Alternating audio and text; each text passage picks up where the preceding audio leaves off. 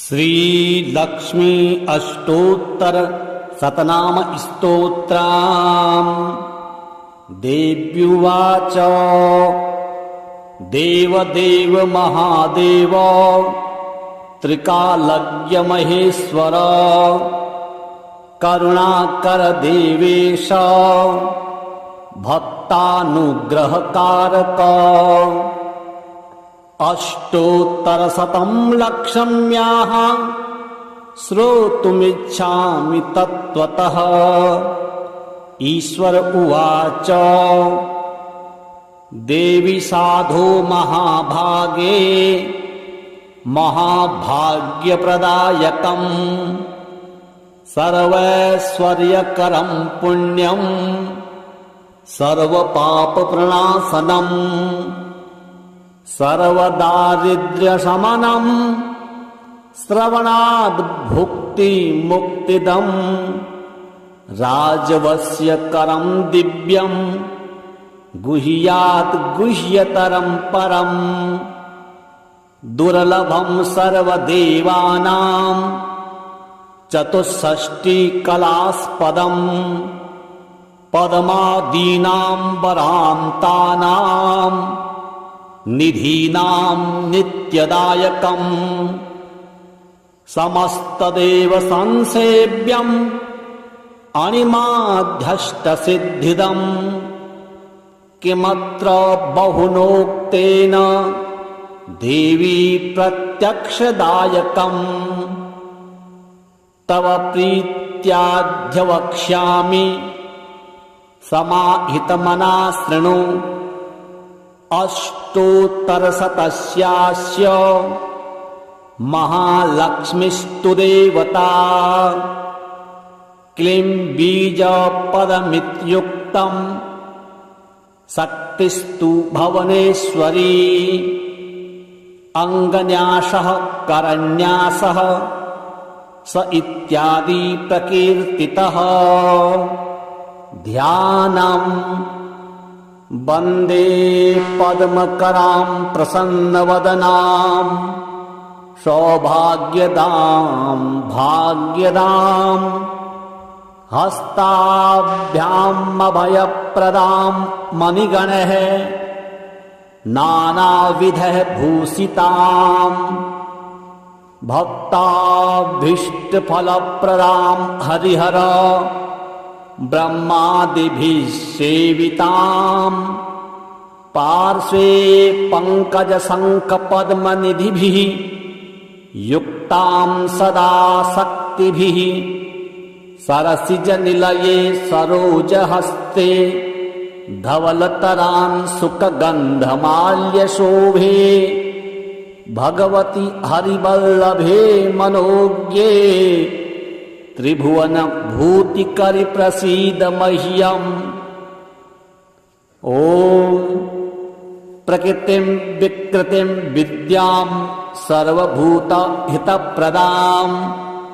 श्रद्धां विभूतिं सुरभिं नमामि परमात्मिकम्। वाचं पद्मालयां पद्मां शुचिं स्वाहां स्वधां सुधां धन्यां हिरण्यमयीं लक्ष्मीं नित्यपुष्टां विभावरीम् अदितिं च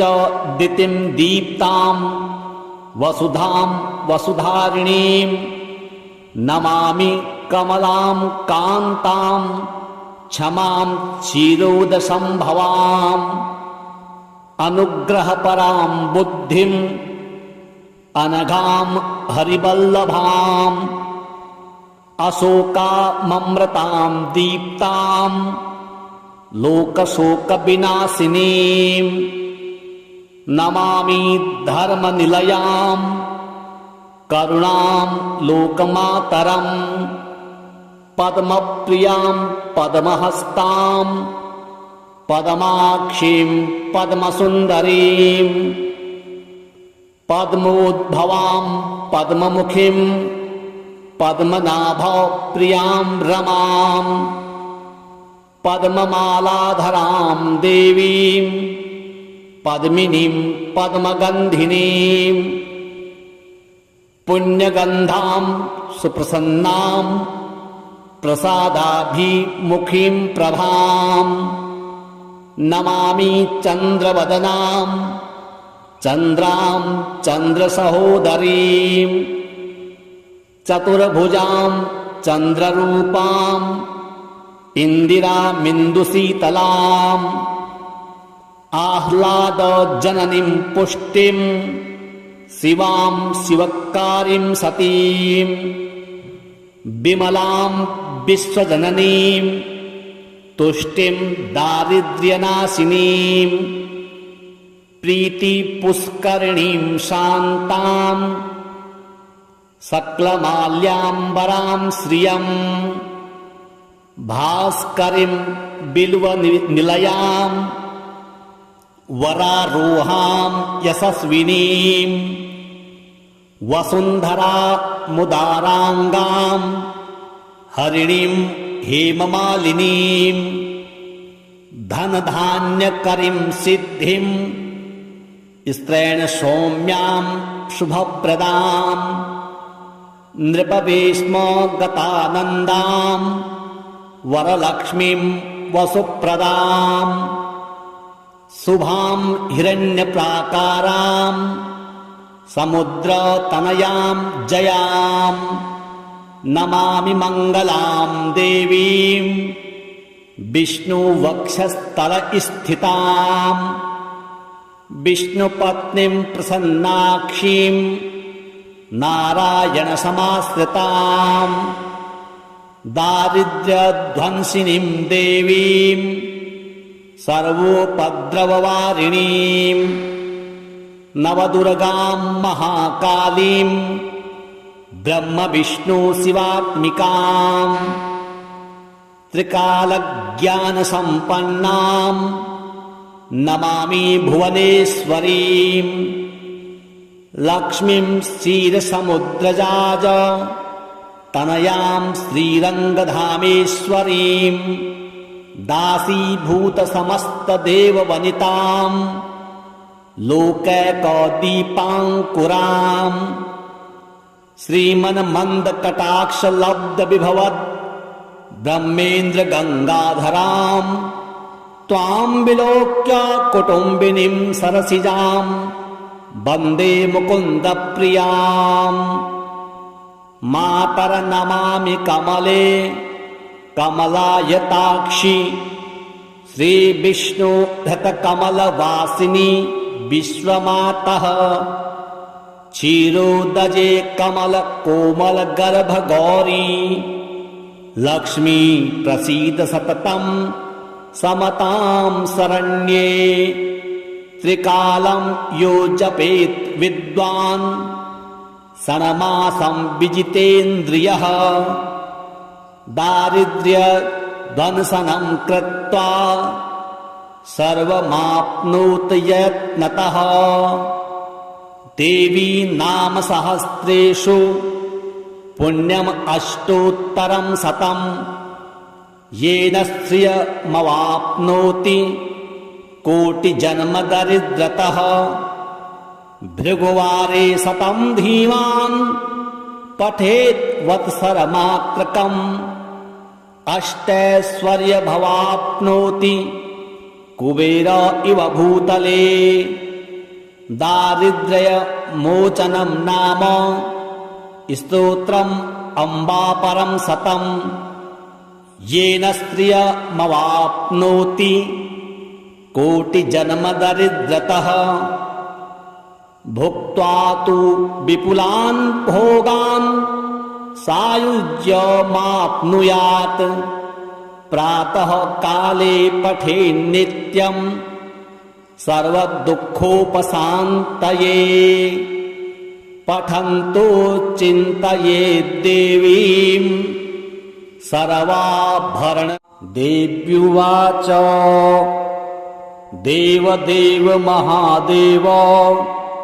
त्रिकालज्ञ महेश्वर करुणाकर देवेश भक्तानुग्रहकारक अष्टोत्तरशतं लक्षम्याः श्रोतुमिच्छामि तत्त्वतः। ईश्वर उवाच देवी साधो महाभागे महाभाग्यप्रदायकम् सर्वैश्वर्यकरं पुण्यं सर्वपापप्रणाशनम् सर्वदारिद्र्यशमनं श्रवणाद् भुक्तिमुक्तिदम् राजवस्यकरं दिव्यं गुह्यात् गुह्यतरं परम् दुर्लभं सर्वदेवानां चतुष्षष्टिकलास्पदम् पद्मादीनां वरान्तानां निधीनां नित्यदायकम् समस्तदेव संसेव्यम् अणिमाध्यष्टसिद्धिदम् किमत्र बहुनोक्तेन देवी प्रत्यक्षदायकम् तव प्रीत्याद्य समाहितमना शृणु अष्टोत्तरशतस्यास्य महालक्ष्मीस्तु देवता क्लीं बीजपदमित्युक्तम् शक्तिस्तु भुवनेश्वरी अङ्गन्यासः करन्यासः स इत्यादि प्रकीर्तितः ध्यानम् वन्दे पद्मकरां प्रसन्नवदनां सौभाग्यदां भाग्यदां हस्ताभ्यामभयप्रदां मणिगणैः नानाविधैः भूषितां भक्ताभीष्टफलप्रदां हरिहर ब्रह्मादिभिः सेवितां पार्श्वे पङ्कजशङ्खपद्मनिधिभिः युक्तां सदा शक्तिभिः सरसिजनिलये सरोजहस्ते धवलतरां सुखगन्धमाल्यशोभे भगवति हरिवल्लभे मनोज्ञे त्रिभुवनभूतिकरि प्रसीद मह्यम्। ॐ प्रकृतिं विकृतिं विद्यां सर्वभूतहितप्रदां श्रद्धां विभूतिं सुरभिं नमामि परमात्मिकम्। वाचं पद्मालयां पद्मां शुचिं स्वाहां स्वधां सुधां धन्यां हिरण्यमयीं लक्ष्मीं नित्यपुष्टां विभावरीं अदितिं च दितिं दीप्तां वसुधां वसुधारिणीं नमामि कमलां कान्तां क्षमां क्षीरोदसंभवां अनुग्रहपरां बुद्धिं अनघां हरिवल्लभाम् अशोकाममृतां दीप्तां लोकशोकविनाशिनीं नमामि धर्मनिलयां करुणां लोकमातरं पद्मप्रियां पद्महस्तां पद्माक्षीं पद्मसुन्दरीं पद्मोद्भवां पद्ममुखीं पद्मनाभप्रियां रमां पद्ममालाधरां देवीं पद्मिनीं पद्मगन्धिनीं पुण्यगन्धां सुप्रसन्नां प्रसादाभिमुखीं प्रभां नमामि चन्द्रवदनां चन्द्रां चन्द्रसहोदरीं चतुर्भुजां चन्द्ररूपां इन्दिरामिन्दुशीतलाम् आह्लादजननीं पुष्टिं शिवां शिवकारीं सतीं विमलां विश्वजननीं तुष्टिं दारिद्र्यनाशिनीं प्रीतिपुष्करिणीं शान्तां सकलमाल्याम्बरां श्रियं भास्करीं बिल्वनिलयां वरारोहां यशस्विनीं वसुन्धरामुदाराङ्गां हरिणीं हेममालिनीं धनधान्यकरीं सिद्धिं स्त्रैण सौम्यां शुभप्रदां नृपवेश्मगतानन्दां वरलक्ष्मीं वसुप्रदां शुभां हिरण्यप्राकारां समुद्रतनयां जयां नमामि मङ्गलां देवीं विष्णुवक्षस्थलस्थितां विष्णुपत्नीं प्रसन्नाक्षीं नारायणसमाश्रितां दारिद्र्यध्वंसिनीं देवीं सर्वोपद्रववारिणीं नवदुर्गां महाकालीं ब्रह्मविष्णुशिवात्मिकां त्रिकालज्ञानसम्पन्नां नमामि भुवनेश्वरीं लक्ष्मीं क्षीरसमुद्रजाज तनयां श्रीरङ्गधामेश्वरीं दासीभूतसमस्तदेववनितां लोकैकदीपाङ्कुरां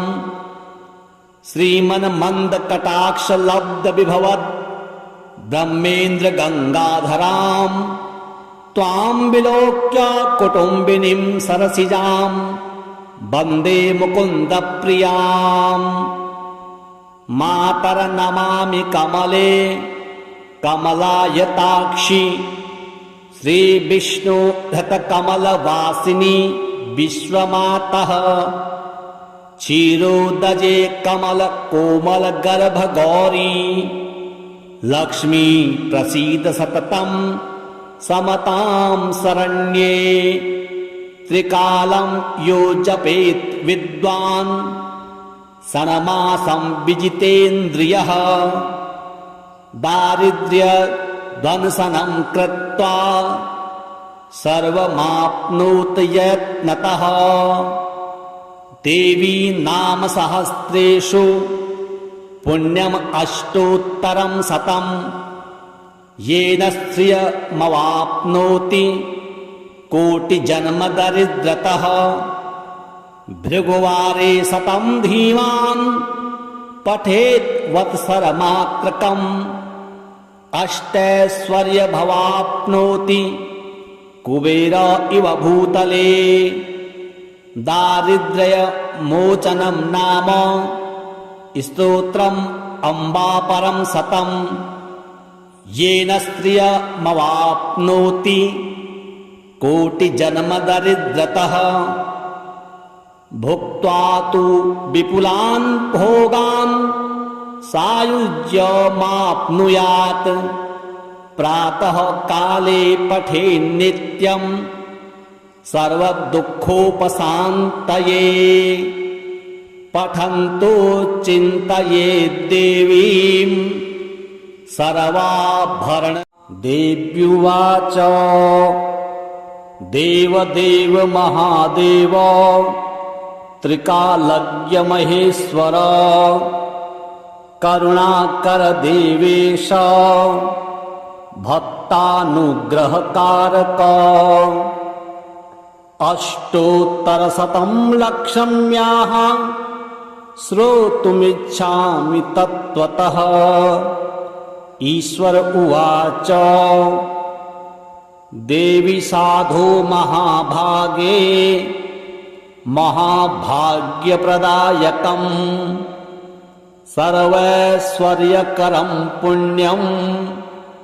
सर्वपापप्रणाशनम् सर्वदारिद्र्यशमनं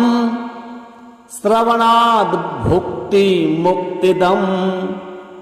राजवस्य करं दिव्यं गुह्यात् गुह्यतरं परम् दुर्लभं सर्वदेवानां चतुष्षष्टिकलास्पदम् पद्मादीनां वरान्तानां निधीनां नित्यदायकम् समस्तदेव संसेव्यम् अणिमाध्यष्टसिद्धिदम् किमत्र बहुनोक्तेन देवी प्रत्यक्षदायकम् तव प्रीत्याद्यवक्ष्यामि समाहितमना शृणु अष्टोत्तरशतस्यास्य महालक्ष्मीस्तु देवता क्लीं बीजपदमित्युक्तं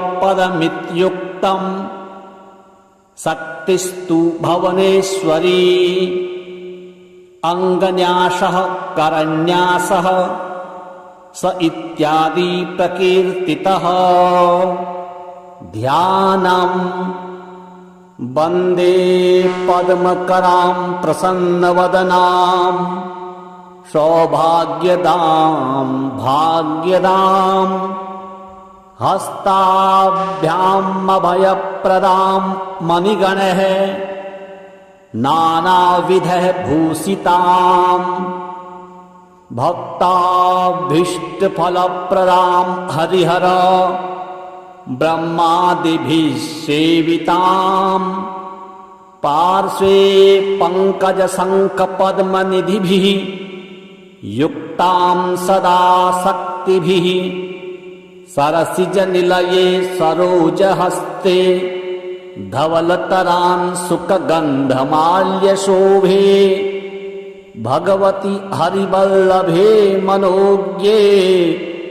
त्रिभुवनभूतिकरि प्रसीद मह्यम् ॐ प्रकृतिं विकृतिं विद्यां सर्वभूतहितप्रदां श्रद्धां विभूतिं सुरभिं नमामि परमात्मिकम् वाचं पद्मालयां पद्मां शुचिं स्वाहां स्वधां सुधां धन्यां हिरण्यमयीं लक्ष्मीं नित्यपुष्टां विभावरीम् अदितिं च दितिं दीप्तां वसुधां वसुधारिणीं नमामि कमलां कान्तां क्षमां क्षीरोदसंभवाम् अनुग्रहपरां बुद्धिं अनघां हरिवल्लभाम् अशोकाममृतां दीप्तां लोकशोकविनाशिनीं नमामि धर्मनिलयां करुणां लोकमातरम् पद्मप्रियां पद्महस्तां पद्माक्षीं पद्मसुन्दरीं पद्मोद्भवां पद्ममुखीं पद्मनाभप्रियां रमां पद्ममालाधरां देवीं पद्मिनीं पद्मगन्धिनीं पुण्यगन्धां सुप्रसन्नां प्रसादाभिमुखीं प्रभां नमामि चन्द्रवदनां चन्द्रां चन्द्रसहोदरीं चतुर्भुजां चन्द्ररूपां इन्दिरामिन्दुशीतलाम् आह्लादजननीं पुष्टिं शिवां शिवकारीं सतीं विमलां विश्वजननीं तुष्टिं दारिद्र्यनाशिनीं प्रीतिपुष्करिणीं शान्तां सकलमाल्याम्बरां श्रियं भास्करीं बिल्वनिलयां वरारोहां यशस्विनीं वसुन्धरा मुदाराङ्गां हरिणीं हेममालिनीं धनधान्यकरीं सिद्धिं स्त्रैण सौम्यां शुभप्रदां नृपवेश्म गतानन्दां वरलक्ष्मीं वसुप्रदां शुभां हिरण्यप्राकारां समुद्रतनयां जयां नमामि मङ्गलां देवीं विष्णुवक्षस्थलस्थितां विष्णुपत्नीं प्रसन्नाक्षीं नारायणसमाश्रितां दारिद्र्यध्वंसिनीं देवीं सर्वोपद्रववारिणीं नवदुर्गां महाकालीं ब्रह्मविष्णुशिवात्मिकां त्रिकालज्ञानसम्पन्नां नमामि भुवनेश्वरीं लक्ष्मीं क्षीरसमुद्रजाज तनयां श्रीरङ्गधामेश्वरीं दासीभूतसमस्तदेववनितां लोकैकदीपाङ्कुरां श्रीमन्मन्दकटाक्षलब्धविभवद् ब्रह्मेन्द्रगङ्गाधरां त्वां विलोक्य कुटुम्बिनीं सरसिजां वन्दे मुकुन्दप्रियां मातरनमामि कमले कमलायताक्षि श्रीविष्णुहृतकमलवासिनी विश्वमातः क्षीरोदजे कमलकोमलगर्भगौरी लक्ष्मी प्रसीद सततं समतां शरण्ये त्रिकालं यो जपेत् विद्वान् षण्मासं विजितेन्द्रियः दारिद्र्यध्वंसनं कृत्वा सर्वमाप्नोति यत्नतः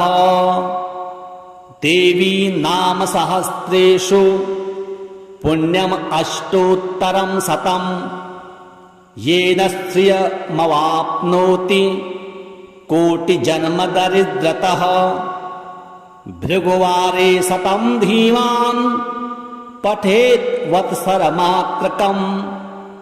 अष्टैश्वर्यमवाप्नोति कुबेर इव भूतले दारिद्र्यमोचनं नाम स्तोत्रम् अम्बापरं शतं येन श्रियमवाप्नोति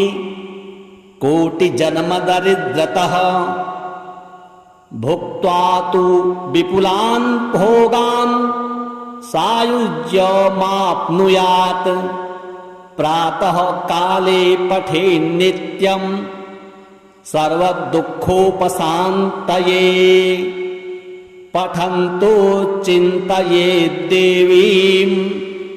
सर्वाभरण देव्युवाच देवदेव महादेव त्रिकालज्ञ महेश्वर करुणाकर देवेश भक्तानुग्रहकारक अष्टोत्तरशतं लक्ष्म्याः श्रोतुमिच्छामि तत्त्वतः ईश्वर उवाच देवी साधो महाभागे महाभाग्यप्रदायकं सर्वैश्वर्यकरं पुण्यं सर्वपापप्रणाशनं सर्वदारिद्र्यशमनं श्रवणाद् भुक्तिमुक्तिदं राजवस्यकरं दिव्यं गुह्यात् गुह्यतरं परं दुर्लभं सर्वदेवानां चतुष्षष्टिकलास्पदं पद्मादीनां वरान्तानां निधीनां नित्यदायकं समस्तदेव संसेव्यम् अणिमाध्यष्टसिद्धिदम् किमत्र बहुनोक्तेन देवी प्रत्यक्षदायकम् तव प्रीत्याद्य समाहितमना शृणु अष्टोत्तरशतस्यास्य महालक्ष्मीस्तु देवता क्लीं बीजपदमित्युक्तम् शक्तिस्तु भुवनेश्वरी अङ्गन्यासः करन्यासः स इत्यादि प्रकीर्तितः ध्यानम् वन्दे पद्मकरां प्रसन्नवदनां सौभाग्यदां भाग्यदां हस्ताभ्यामभयप्रदां मणिगणैः नानाविधैः भूषितां भक्ताभीष्टफलप्रदां हरिहर ब्रह्मादिभिः सेवितां पार्श्वे पङ्कजशङ्खपद्मनिधिभिः युक्तां सदा शक्तिभिः सरसिजनिलये सरोजहस्ते धवलतरां सुखगन्धमाल्यशोभे भगवति हरिवल्लभे मनोज्ञे त्रिभुवनभूतिकरि प्रसीद मह्यम् ॐ प्रकृतिं विकृतिं विद्यां सर्वभूतहितप्रदां श्रद्धां विभूतिं सुरभिं नमामि परमात्मिकम् वाचं पद्मालयां पद्मां शुचिं स्वाहां स्वधां सुधां धन्यां हिरण्यमयीं लक्ष्मीं नित्यपुष्टां विभावरीं अदितिं च दितिं दीप्तां वसुधां वसुधारिणीं नमामि कमलां कान्तां क्षमां क्षीरोदसंभवाम् अनुग्रहपरां बुद्धिम् अनघां हरिवल्लभाम् अशोकाममृतां दीप्तां लोकशोकविनाशिनीं नमामि धर्मनिलयां करुणां लोकमातरं पद्मप्रियां पद्महस्तां पद्माक्षीं पद्मसुन्दरीं पद्मोद्भवां पद्ममुखीं पद्मनाभप्रियां रमां पद्ममालाधरां देवीं पद्मिनीं पद्मगन्धिनीं पुण्यगन्धां सुप्रसन्नां प्रसादाभिमुखीं प्रभां नमामि चन्द्रवदनां चन्द्रां चन्द्रसहोदरीं चतुर्भुजां चन्द्ररूपां इन्दिरामिन्दुशीतलाम् आह्लादजननीं पुष्टिं शिवां शिवकारीं सतीं विमलां विश्वजननीं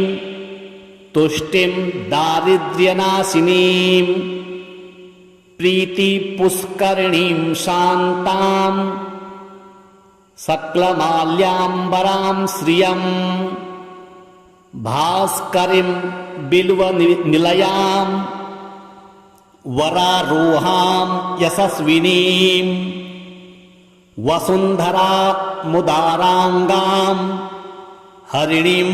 हेममालिनीं धनधान्यकरीं सिद्धिं स्त्रैणसौम्यां शुभप्रदां नृपवेश्मगतानन्दां वरलक्ष्मीं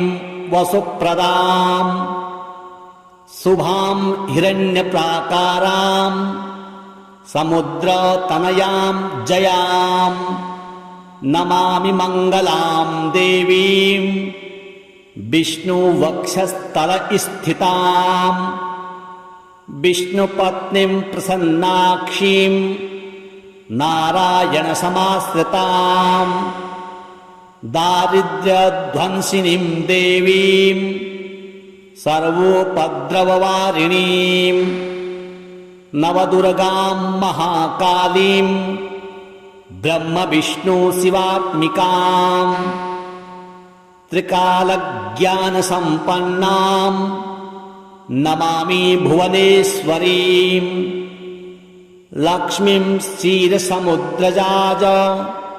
तनयां श्रीरङ्गधामेश्वरीं दासीभूतसमस्तदेववनितां लोकैकदीपाङ्कुरां श्रीमन्मन्दकटाक्षलब्धविभवद् ब्रह्मेन्द्रगङ्गाधरां त्वां विलोक्य कुटुम्बिनीं सरसिजां वन्दे मुकुन्दप्रियाम् मातरनमामि कमले कमलायताक्षि श्रीविष्णुधृतकमलवासिनी विश्वमातः क्षीरोदजे कमलकोमलगर्भगौरी लक्ष्मी प्रसीद सततं समतां शरण्ये त्रिकालं यो जपेत् विद्वान् षण्मासं विजितेन्द्रियः दारिद्र्यध्वंसनं कृत्वा सर्वमाप्नोत यत्नतः देवी नामसहस्रेषु पुण्यम् अष्टोत्तरं शतं येन श्रियमवाप्नोति कोटिजन्मदरिद्रतः भृगुवारे शतं धीमान् पठेत् वत्सरमात्रकम् अष्टैश्वर्यभवाप्नोति कुबेर इव भूतले दारिद्र्यमोचनं नाम स्तोत्रम् अम्बापरं शतं येन स्त्रियमवाप्नोति कोटिजन्मदरिद्रतः भुक्त्वा तु विपुलान् भोगान् सायुज्यमाप्नुयात् प्रातः काले पठेन्नित्यं सर्वदुःखोपशान्तये पठन्तो चिन्तयेद्देवीं सर्वाभरण